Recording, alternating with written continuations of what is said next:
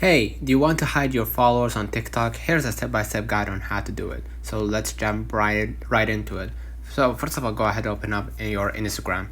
Okay, then basically what you're gonna do next, you're gonna just go ahead and basically click the three horizontal, click the profile at the bottom right. Sorry, and then basically what you're gonna do, click the three horizontal lines at the top right, and then go ahead to the settings and privacy. All right.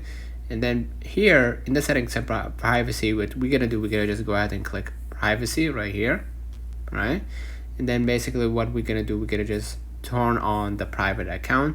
In that way, no one will have access to our followers, following, or any post that we create in TikTok without our approval. So let's make another comments if this video helped you. Don't forget to like and subscribe, turn on the notification bell to receive every video we upload. Thank you for watching. We will definitely see you.